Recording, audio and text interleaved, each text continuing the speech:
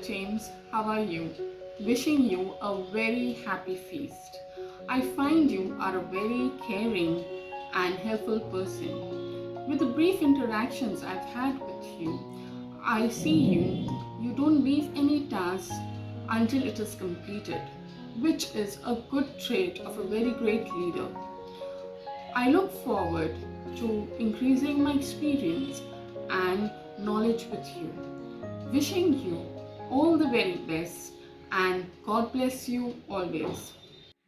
Father James, we are blessed to have you as a pastor in our church. Your kindness and generosity are a blessing to each one of us. Thank you for being an excellent example to our church members, showing the way how we should serve each other well. The way you are leading others is inspirational. Thank you for keeping us on track with God's mission for our church. Last but not least, Father James, you are my role model. We are thankful to our Lord for giving us Father James Correa as a parish priest of Our Lady of Assumption Church, who is very hardworking and loving. We are thankful and grateful to our dear Father James Correa. We will always keep him in our prayers. Thank you for all that you do. Wishing our parish team a very happy feast of St. John Mary Vianney. Father Daigo, this one is for you.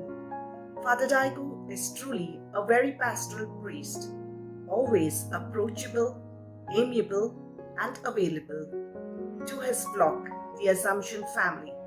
To sum it up, Father Daigo is divine, inspiring, admirable, gracious, omnicompetent. Take care, Father, and stay blessed. Happy Vianney Sunday, dear fathers, deacon and brother. Father Daigo, your glowing face reminds me of instances in Bible when Moses met Yahweh. Yes, Father, you are the epitome of priesthood.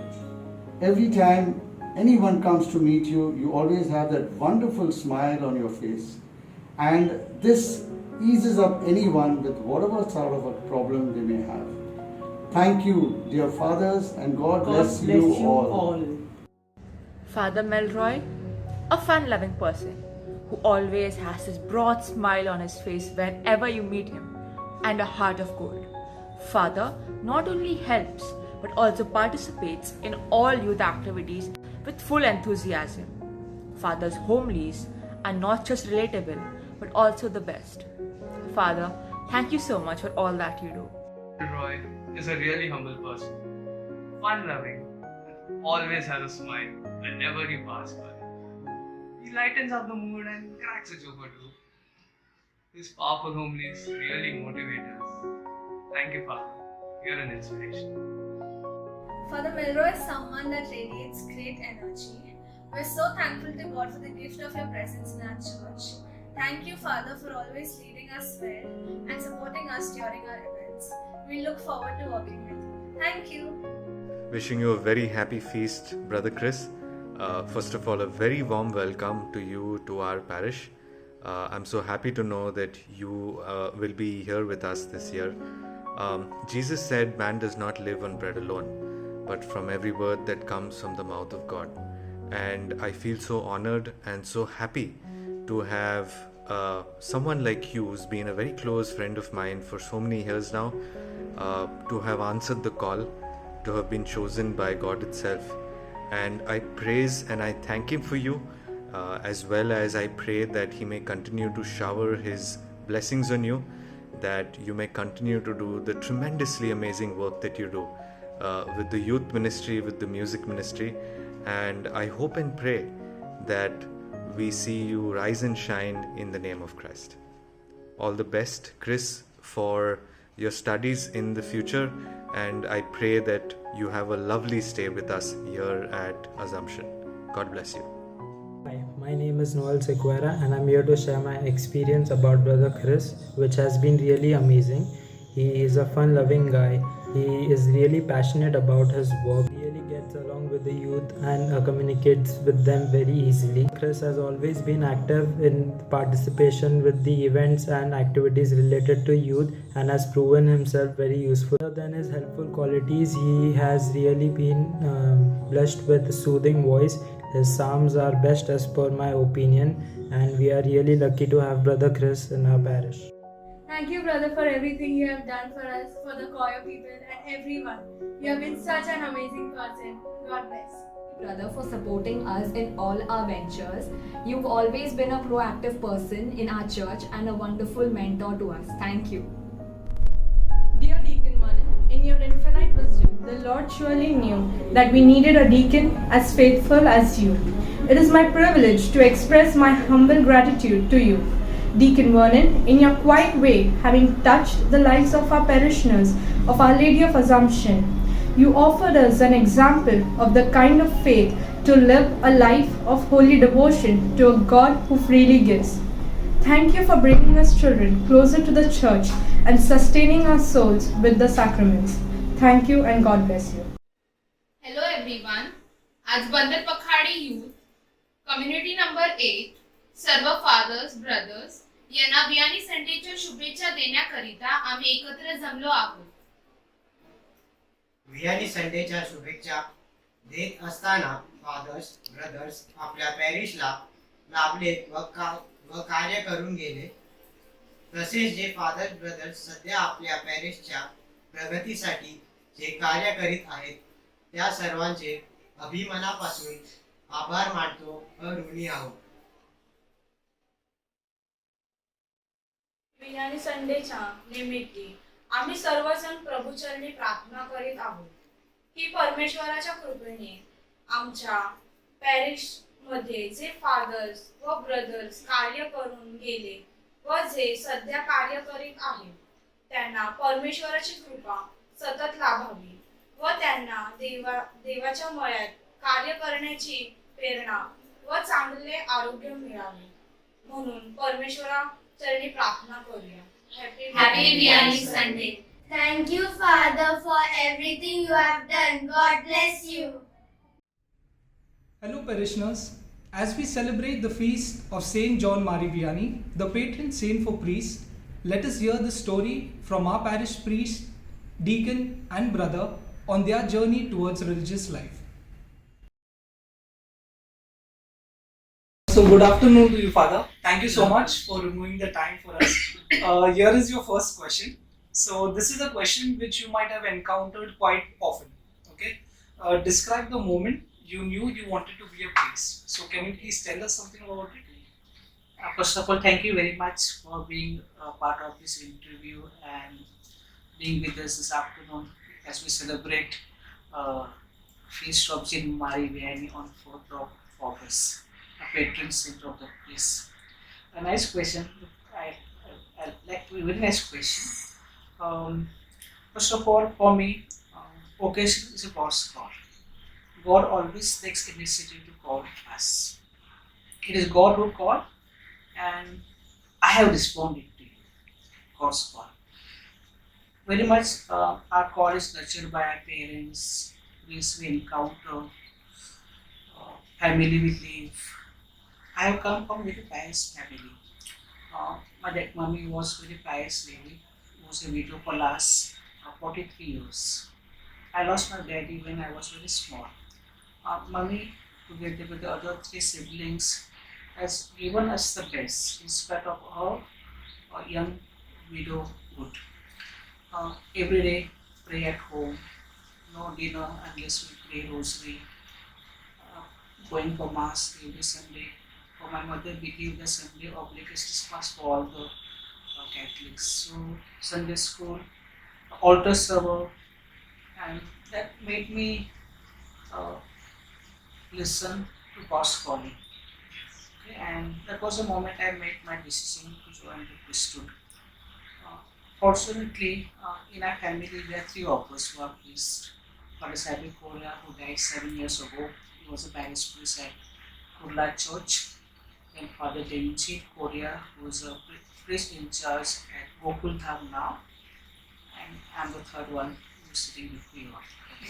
So, One thing that struck me most was most of the priests were very much, the priests were working in the parish very much, they gave the very good example for all of us. And therefore, I come back from the very small parish. We have only 3,000 parishioners there, but altogether we are 16 of us who are priests. So I come back from a very small parish, and yet from the small parish, there are 16 of us who are priests working in the diocese. So I am then well placed in my own parish. So, as I said, God always takes initiative to call us, and it is we who respond to His calling. This is what I want to say. Yes, thank you so much, Father. And question, Father, on a very lighter note once again. So, what is your strategy like when you meet a parishioner and you forget their name? So I am in last 2 months, okay, and I am trying to know many parishioners. I am very good at knowing the names of the people. Once I know the people, I easily don't forget. But when I forget the names, I feel very, very shy. Okay, and get confused. But I try to recall the experience, the moment I have spent with the person in the past. I try to recall it. Then with the experience, I feel better. But I find difficult to approach him and ask him what's your name. Okay, got it. Good afternoon, Father. Thank you so much for giving us your time. Good And afternoon. yeah, this is the question which you must have encountered routinely. So, describe the moment you knew you wanted to be a priest. Can you please tell us something about it? Okay, there's no specific moment in my life where I suddenly wanted to be. It was in me, the thought. But okay, at the beginning, just to give you the gist of my life, I was not a very religious person in the first place. Okay, I'm hardly in the church, away from the church, more of a worldly person, as you so to speak. At the age of 19, I had a God experience in the retreat conducted by Father James and Father Rufus. In that retreat, I encountered God in a very personal way, in a very tangible way that kind of changed my life perspective and my worldview. So I grew close to God as a result of that experience. Okay, so from that time on, so the first thing that I did was, I was nowhere near the church. So this experience kind of propelled me into ministry. I joined the lectors, I joined the choir, although I didn't have a great voice. I joined the visiting ministry or a prayer group, I joined the service ministry. So I was all over the church. Okay. And at that time, I wasn't thinking of priesthood at that time. In fact, I was thinking of a married life. I mean, to get married and all that, but not still uppermost in my mind. And so, I kind of flowed with these thoughts. But then I began to work, I started working, and as years went by, through people, through my ministry also, after my work I would go straight and be part of the visiting ministry meeting, or rather praying for sick people or counseling people. So I was totally involved, And as years went by, it somehow got this direction, a lot of pulling more towards the priesthood. So it was a very slow transition. I worked for 8 years, and while working, discerning about my thing, along the way, finally towards the end, the last year of my working years, I happened to meet an ex-seminarian, ironically, who kind of coaxed me into thinking now deeper. I was almost 28 at the time into this thing. So I didn't be seriously think about it. And he would share with me his the experience of the seminary and all that. Of course, he left after 5 years of being a seminarian. I was happy that he is now married. But the experience he shared to me was very beautiful, very inspiring. And so he was one of the kind of inspiring figures that helped me to kind of make a decision and kind of join the seminary. So it was a process of a slow discernment, of joining. So that was, you can say, the starting point when he led me into praying and contemplating over my vocation decision. So finally, when I made decision, I told my mom and dad, and then dad was not too happy. My dad wanted me to get married, but my mom was ecstatic because she was praying for me to be a priest. Of course, she was praying me to be a Jesuit priest. But I joined diocese, but she was nevertheless happy. So that was, in short, my whole experience. When I joined, it was amazing. And I kind of confirmed my vocation to the priesthood. This is on a very lighter note, a riddle, okay? a baby if born in Jerusalem, what would be the color of their teeth? Color of the teeth for a baby born in Jerusalem? Yes, a newborn baby. White, I guess, yeah. What other color can be, yeah? Father, newborns don't have teeth. That's smart, huh? Father, we would like to know any such instances or a miraculous experience in your life that you encountered where you felt, purely this is the hand of God. Absolutely, absolutely. In fact, there are many actually, but I can just narrate two to you. One happened when I was in a seminary. We brothers were taken to a place called Khed in Maharashtra, okay, for an exposure program, which is life and missions and all that. And then the priest took us to a flowing river. Now this river had a strong current. We are not too aware of all the dangers of it, And the priest took us all brothers, we went into the waters. Now I didn't realize the water is too deep. First step I went knee deep. The second step I took, I'm gone into 7 feet of water. And I don't know how to swim. And I'm shouting to these guys, some one, two of them claim to be swimmers and all. Help, help! They think I'm joking, they start laughing at me. Gosh, what am I doing? Imagine now, I'm down. I'm stretching my hands like I'm sinking in the water. Somehow a rock somewhere came, I don't know where it was. I climbed up the rock with my breathing, getting heavy. Saved. Because there was no way I would have survived if there was no rock around the place, nothing was around it. Because it was a flowing river and a deep river. That was one of the first miraculous things the hand of God on me. I would not been alive here today. Okay, that is one. And number two, also the hand of God, what very powerfully I found was when I went cycling. There's a priest friend of mine, Bonaventure, who's very got his habit of cycling. He loves cycling. So I do love. We went one early morning, one of the weekdays at around 6:30 to Gateway of India, and we went cycling across. While coming back, what happened was we both went over a Lal Bagh flyover. Now the mudguard behind was making a sound. Now I'm wondering what sound was coming. I could hear the sound, and I was going at a very fast pace on my cycle, very fast, and. The louder the sound, I feel more motivated to ride faster. I'm feeling more charged here. I'm not realizing now the screw of mudguard is getting loose, right? What happened was, I was at full speed. Mudguard came out, entered the spokes. Of course, broke my speed. I was on the left of the flyover. 9 o'clock in the morning. From the left of the flyover, I moved to the middle of the flyover.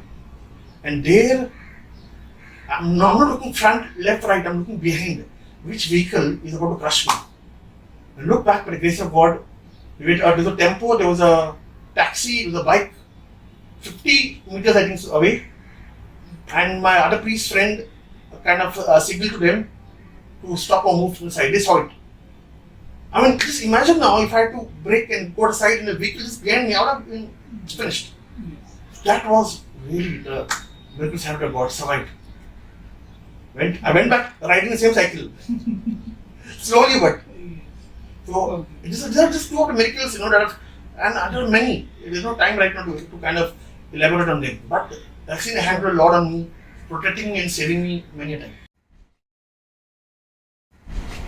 Father, this is a question you must have encountered routinely, which is describe the moment you knew you wanted to be a priest. So, can you please tell us something about it?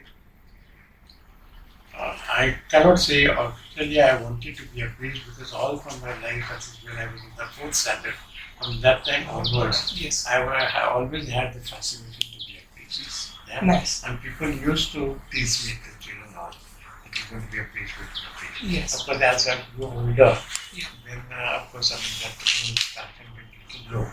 Yeah. But I give credit to my mummy, especially, and my family members. Yeah. I mean, they really brought me up religiously. Nice. My grandmother always used to pick me up in the morning and take me to the church. Okay. And my mother also had to come there second. Yes. So there, I mean, I was very fond of masses and all, Yeah. and the priest. Of after the masses were said in Latin, we understood nothing. But yet we felt that we were very close to Jesus. Now after masses, I mean 2-3 masses, because there was no altar server, Yes. so I became the permanent altar server there. Nice. And then my mother, she used to sit down after the masses at the end of the church, at the portico, Yeah. and she gave me the broom. And Okay. with that broom, she used to tell me to clean the whole church. Maybe 15-20 minutes, whatever it took. Then only, so that's when we went together. So that was my training. Their fathers also, I mean, I was very much impressed because they were really social and spiritual. Okay. So I was with them. Then in the 10th standard, 11th standard, because that is 11, Yeah. I'm in my retreat. My Okay. father sent me all of a sudden. He called Okay. me. I said, go for retreat. Nothing planned, nothing. I went. And then, I felt very much attached or rather attracted to priest life. And then I came out. Every day I used to go to the church after Okay. recess. Yes. For 10 minutes I used to pray Okay. for vocation. So that's how of course, as I said, Lord Jesus helps me to come. Yes. So He gave me, He deprived me so many of my passions of my not inspiration, but my dreams. He said, no, give up, because I was very clever in the school. Yes. I wanted to do science, I wanted to become a doctor. Okay. So I went down. Why? Because I was very good in maths. Yeah. And I could get 100% in maths. But then what happened in the SSC exam? I do not know what happened. I just didn't get anything. I got only 44 marks. They didn't get. So Okay. that made me a little. So doctor in business was out. Yeah. But then I had a very strong desire to be a priest. My uncle Yeah. was a priest. So he was a great source of inspiration for me.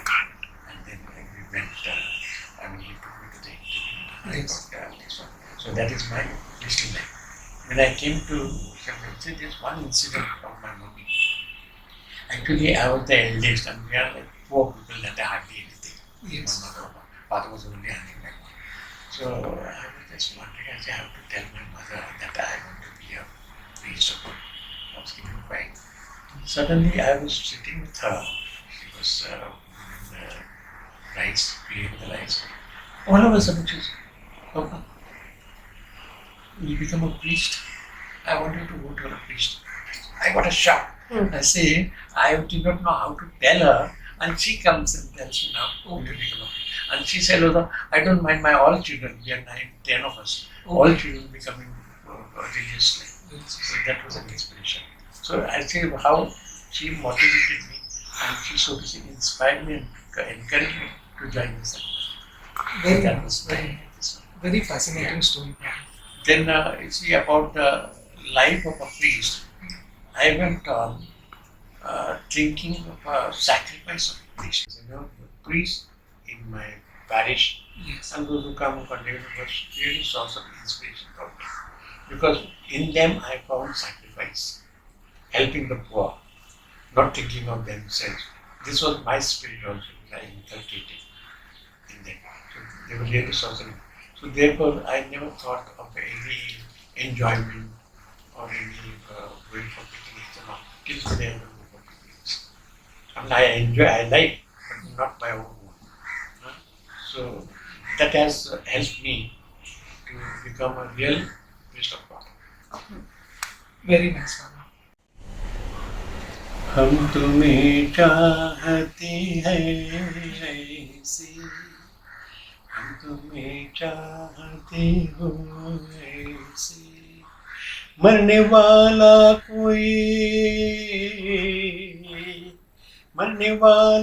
कोई जिंदगी चाहता हो ऐसे, हम तुम्हें चाहते हैं ऐसे. Thank you for giving us your time. And this is a question that you might have encountered most routinely. And can you describe the moment you knew you wanted to join the priesthood? Thanks for the question. I remember when I was a young boy or a young student in school, I used to regularly serve Mass in my parish at Ikhroni. I used to regularly serve the 6:30 Mass. And as a mortar server, I once remember serving Mass in which there was a priest who had just come down from Tanzania, an Indian priest from Mangalore Diocese. And when I saw him, there was something that stirred in me. When I saw the way he went about celebrating Mass, his aura, and all of that. And after that, I didn't feel like usual. I kind of developed a feeling of restlessness within me, and it was something different, you know. Then eventually, knowingly or unknowingly after that, this thought of becoming a priest just came into me. You know, I started thinking about priesthood in whatever I was doing in my studies, and I remember even when I was in college, you know, like traveling to college. I studied in St. Xavier, so traveling also on the way also I was just thinking about becoming a priest. When I used to look at a priest, I used to imagine myself as a priest. When I used to see a priest celebrating Mass on the altar, instead of looking at that priest, I used to see myself celebrating Mass on that altar. So there were a series of incidents which happened, and also a lot of people eventually apparently came and approached me, asking me, you know, about priesthood, saying that, you know, Chris, we see a lot of priestly qualities in you, and you could be a good priest, and just kept happening, you know, consistently. Yeah. Okay. And brother, also could you throw some light on what is the experience like in the seminary? The seminary is a beautiful place, you know, where one would always dream to be. It's surrounded by nature, it's very peaceful, and the brothers out there are very, you know, welcoming, very fun-loving. We have a great time in the seminary, and also our professors, our priest professors, our fathers, and they are always there to guide us, to support us, and the seminary is a beautiful place for all of us to be formed well. Definitely all of us go through this period of 8 years of formation, you know, where a person, where he might feel the call to be a priest, but the actual formation, you know, there's a saying like, calls the unqualified, but qualifies the one whom he calls. So I think the seminary is like the best place for this phrase to be implemented on. Yeah. Okay, that's quite nice. And brother, we would like to know more about your family and your background. We are 5 of us, my parents, and I have 2 sisters, and I'm the only brother and the youngest sibling. And my dad worked in the Gulf for more than 30 years. Okay, he started off in Yemen and then he moved to Saudi Arabia. So he worked out there. My mom also initially used to work in Mumbai for around 7 years. However, she had to quit her job for some reasons, and from then on she was a homemaker. And as of now, I have 2 sisters, and both are married and both are settled. Yeah. Okay. So we move on to our next section, which is how well do you know your colleagues? Okay, you can tell us, describe the person, or you can tell something about them. These are the following names. What would you like to say about Father James? Father James is a very hard-working person. Okay. And Father Milroy? Father Milroy, I would call him very dynamic personality. Okay. Deacon Vernon? Deacon Vernon is fun-loving. Okay. And brother, on a very lighter note, so what is the strategy or plan that you keep in mind when you meet a parishioner but you forget their names? If I forget the name of a parishioner, I would address him as brother or sister. My dear brother or sister, or if an elderly person, uncle, auntie. Okay, thanks. And who is your mentor or your inspiration in life? My mentor would be the late Father Gordon Fiammo. He was like a spiritual guide for me, and he was always there. He was always available and always approachable, and always guided me to do the right thing. So I could always very freely relate to him.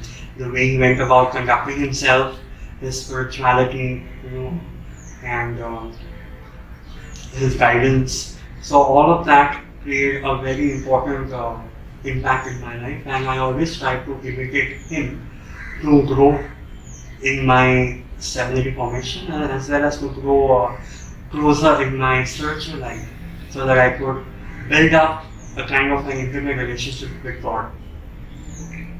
And brother, could you tell us something about your hobbies or your talents, something that you like? I like, I'm very much into music, singing. I like conducting choirs, conducting group singing, and apart from that, I like to play football. Yeah, but now because of my injury here, I can't play. So I won't say I've given up, but okay, if I get an opportunity in the future, once my knee heals, so maybe after that. I like to read, I like reading, I like to socialize, I like to get along well with people, I like to meet new people, and thankfully my seminary formation and priesthood has given me a wonderful platform to meet new people every year. Every year I meet a new community and a new set of people. Yeah. Lastly, brother, we would like to know what advice would you like to give to the young folks who are planning on choosing a priesthood or a religious life as a career option? My suggestion to the ones who are discerning would be open, okay, and be open first of all in prayer. Be open to experiences. Be open to the people around you, because they say that God speaks to you through three ways. One is He builds up that inner conviction or that inner zeal or passion within you. One is He speaks through people, and one is He might also speak to you through supernatural ways. Yeah. If you feel that God is calling you, the first and the primary thing is to grow stronger in your prayer life. Okay? Try to spend time in the Blessed Sacrament and try to listen to the Lord speaking to you. And He does. No? If you really have that desire and that thirst to know God's will, the Lord does respond, and it has happened to me. The Lord responds. Yeah. Yeah. So to start off with, Deacon, we wanted to know, how did you make this decision to become a deacon, and how was that process like? Yeah, that's, I think, a question that a lot of people ask me. First, on a humorous note, Father Emil Nicholas was in St. Xavier's, just passed away recently. Always kept asking me that, while you're working and you're doing well and you're active in church, why don't you give it a thought of becoming a priest? And, of course, I did get married. But then one of the reasons was I was very active in the SCC movement in South Bombay, because I felt that was the need of the hour. This was the early 90s or the late 80s. And I was one of the founder members in South Bombay, especially in Gurgaon, of the SCC movement. And when the diaconate was announced, and there was a series of talks a series of articles written by Bishop Ignacio in the Examiner over the period of almost a year, it struck me that this is what I'm looking forward to: service. Although we are clerics, but the emphasis in the diaconate is service. All the others also are obviously involved in service, whether it's the presbytery or whether it is the episcopate, at least and the bishops. But I thought the deacons are more involved in service, because that is where they take their roots from the Acts of the Apostles, where the deacons were chosen mainly to be in service. So that is the reason why I thought that's the horizontal arm of the cross, reaching out to people besides reaching out to God. That is how I decided to become a Great. Yes. Great, thank you. What is your strategy in case you forget a parishioner's name and they've come in and spoken to you? Yeah, I've always regarded that among the clergy as a very important asset. One is, of course, languages, and the other is remembering names of parishioners, because they're very hard. And unfortunately, I'm bad in both. So normally, in the last 2 years, it has been, the pandemic has come to my rescue, because if I don't recognize you, for example, I'll say, oh, you're so and so. I couldn't make you out because of the mask. But yes, I do. And the unfortunate part is that I stay in a big parish like I see, where I do they assist at mass on weekdays, help out here and there. So my family is also busy. Actively involved in the parish, and so people feel a little insulted if you don't know. So I have to be diplomatic and tell them that I couldn't get the name. But I'm also honest. I do tell them that excuse me, but I've forgotten your name. This was happening very often with the Hindi play group. Was very nice. But otherwise, I think yes. I have to find a way of getting along with people. Okay, great. If you could tell us a little bit about your hobbies and things that you like doing when you're off. Yes, I think number one is I don't know how many of you know that I'm a permanent deacon, but I'm a married deacon. We have permanent deacons who are married, permanent deacons who are not married. I have a family, children of 2, wife is working, I am still working at the moment. And therefore, I do not have too much of time for hobbies and enjoy. But I do relax because that's the best source. One is, of course, I do watch everything, whether it is cricket, football, or tennis, keeping watch on maybe the Olympics at the moment that's going on. And of course, definitely I enjoy music. In the family, we have a lot of music, very fond of music, so we spend a lot of time with the family, going along with what they are watching, what they are looking at, enjoying that also. But otherwise, specifically, I have not had too much time for being involved in too many activities. Okay, this is just getting to know how well you know your colleagues and a word to describe each of your colleagues. So, Father James, to start off with. One thing I must say, I've been very blessed in this parish. I won't talk about my past and wherever I was, but at the moment, a very good setup. He's very excellent. Father James, on day one, he's talking to somebody who's more concerned about everything first of all, his team. Then, of course, the parishioners also. Like whether I've got my stipend, whether there's anything I need in my room. It was even with Father Ivan that he asked me, I had no soap, and he told me, no. I think I'm in this because I have extra soaps because don't go out, because of the pandemic. Father James, the same thing. Father Diego is, as you all know, very smiling, happy priest. He's also always, with all his health problems, he's always smiling and takes things one day at a time. And he's been very prayerful. And he's always kept reminding me of my prayerful life. Talking of Father Melroy, he's very exuberant because I also know him from IC when he was there in the parishioner, as well as the seminary. And now, being a charismatic priest, he has given me a lot of inspiration as far as the charismatic movement is concerned, because to a certain extent I do help out in different, like the Hindi prayer group in IC or the CCR also. He's been a source of inspiration a lot to me there. Again, he's very helpful because basically I know him from the seminary days, so therefore small things I go to him for advice to what to do. Brother Chris, he's my neighbor, and they say love your neighbor as yourself. He's my neighbor on the second floor.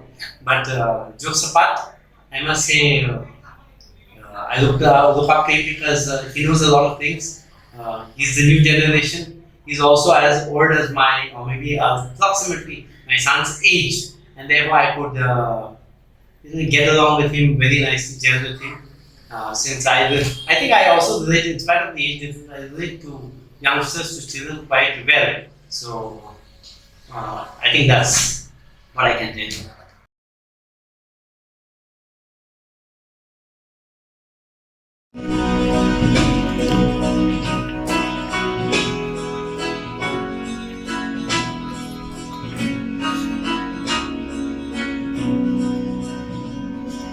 Keep them, we pray thee, dearest Lord.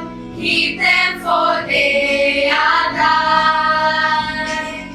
Thy priesthoods lie burnt out before thy consecrated shrine.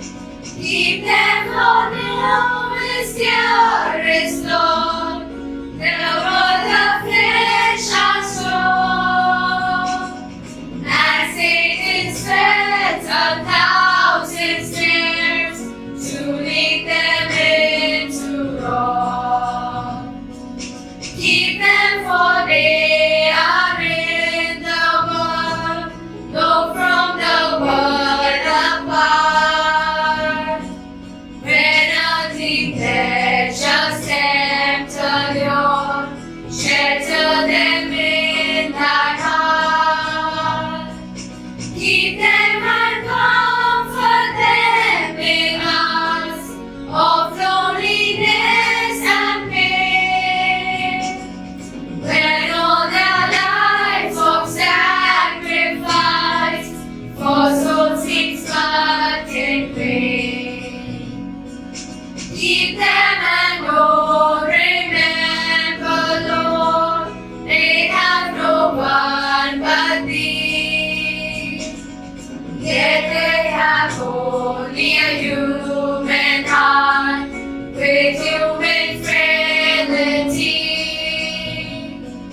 Keep them as faultless as the host that daily they caress. Their every thought and word and deed, danger is Lord to bless. Danger is Lord to bless. Danger